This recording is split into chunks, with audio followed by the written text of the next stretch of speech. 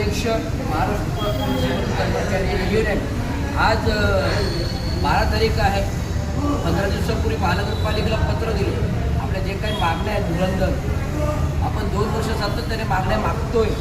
त्यापैकी त्यांनी 7वा वेतन आणि काही बोनस वगैरे हे करतात, परंतु गेले 5 वर्ष थकीत जो काही 7वा वेतन राहिला त्या 7व्या वेतनाचा व्याज जो वापरला गेला आहे 5 वर्ष शासन धोरणाने महानगरपालिकेने तो व्याज द्यावा. शासन GR न्यायालयाचे आदेश हे पाहता तो फरकाचं आपल्याला व्याज मिळाला पाहिजे आणि तो व्याज देणं महानगरपालिकेला क्रमप्राप्त आहे. अनधिकृत रागोडी जेल बंदिस्त नाला, अनधिकृत रागोडी जेल बंदिस्त नाला ह्या नाल्याच्या प्रकरणी माझा स्वतःचा मी अधिकारी असताना कार्यकारीपर्यंत काही संबंध नव्हता. तो उपरोधित राजकीय हेतूने मला बाजूला काढण्यासाठी निलंबित केलं आणि चुकीचं काम केलं. मी 2021 पासून ह्या कामाची चौकशी मागते. चौकशी अद्याप चालू नाही. माननीय पंतप्रधान यांनी 5 कायदे केले.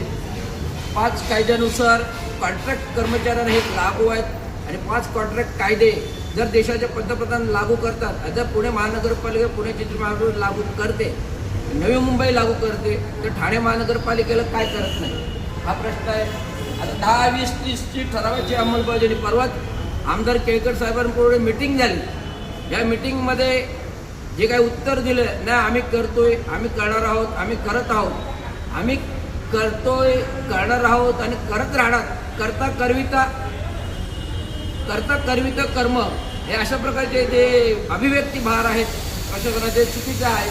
तर 10, 20, 30, 15 वर्ष धुरंधरचा प्रश्न आहे. येणाऱ्या सणापूर्व हा फरक दिला गेला. कर्मचाऱ्यांचे जे भत्ते आहेत ओव्हर टायमाचे ते दिले जाते. आज काय करतोय महानगरपालिका ही पूर्ण ठेकेदारी पद्धत राबविते. मग ते घनकचरा असो, पाणी असो, विद्युत असो, TMT असो. ह्याच्यामध्ये TMT कर्मचाऱ्यांना पण आता काही कर्मचारी भेटले, साहेब आम्हाला ठेकेदारांनी काढलं. म्हणजे कायदा कानूनी घटना आहे की नाही? म्हणजे महाराष्ट्र शासन नियमावली आणि महानगरपालिकेचा एक ठेकेदारांवर कंट्रोल आहे की नाही? याचा अर्थ ठेकेदार आणि अधिकारी मिलीभगत आहे आणि मिलीभगत असल्यामुळे परस्पर बिलं घेतात आणि कामगारांना, गरीब कामगारांना लाथ मारतात. आणि गेले मला वाटतं मागच्या 2 वर्षाभरापूर्वी 1.5 वर्षापूर्वी 40 कामगारांना काढले. हे 9 महिने इथे उपोषण करत होते. आज पण काही कर्मचाऱ्यांना काढले, TMTच्या कर्मचाऱ्यांना काढले. हे कॉन्ट्रॅक्टर कुठले? महाराष्ट्र बाहेरचे आहेत. दिल्ली, उत्तर प्रदेश, बिहार आणि महाराष्ट्र ठेकेदार असून पण त्यांच्याकडे काम नाही. म्हणजे आपल्या लोकांना काम नाही, परराज्यातल्या लोकांना काम. म्हणजे कोणाच्या लागे बांधे ते हे तपासावे. आणि महात्मा फुले नगर खाटण रोड सफाई कामगारांच्या 15 वर्ष बिल्डिंग तोडल्या धोकादायक नसताना आज मी सातत्याने 2 वर्ष ओरडतोय, 2 वर्ष मागणी करतोय. तिथे आमचं घर होतं, दादोजी कोंडदेवच्या जागेमध्ये आमचं घर होतं. 1967 साली झोपड्या होत्या, त्या आम्ही दादोजी कोंडदेव स्टेडियमसाठी दिल्या ना आमच्या बाबांनी. आणि 78-19 स्टेडियम घडवलं. हे कोणाचं श्रेय आहे? ते चांगो शिंदेचं श्रेय आहे ना. मग चांगो शिंदेचं श्रेय आहे, मग ते कामगारांच्या लपाटाच्या इमारती धोकादायक का तोडल्या, घरं का होत नाहीत हा प्रश्न आहे. कोरोना कालावधीमध्ये ज्या ज्या कामगारांनी काम केलं त्यांची वेतनं दिलेली गेलेली आहेत ठेकेदारांनी. आणि आत्ताच हाती आलेलं म्हणजे परवा झालेल्या मीटिंगनुसार कॉन्ट्रॅक्टर ठेकेदार फंड ग्रॅज्युटी घेऊन बिलं घेऊन काय फरार झालेले आहेत. आणि कामगार आमचे काल याद्या घेऊन आमदाराकडे बसून त्याचा काही ठोस निर्णय नाही.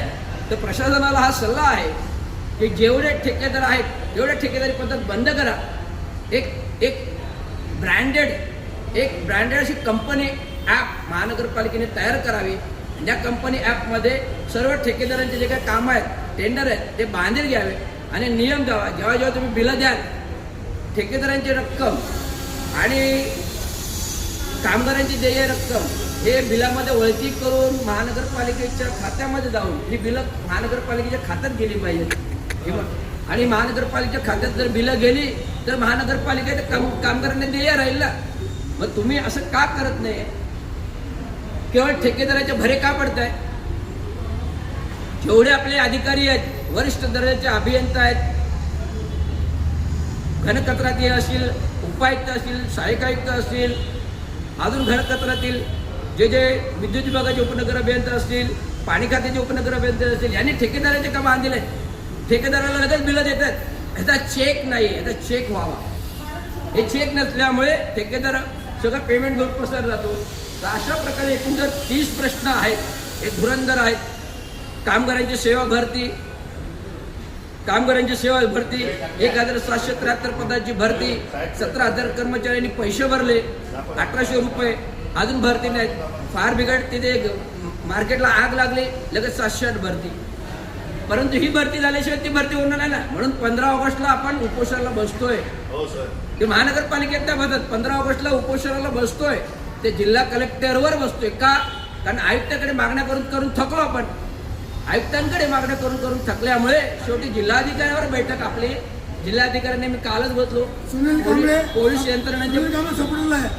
यंत्रणाची मला आता फोन आले, साहेब तुमचं उपोषण आहे. होय उपोषण आहे.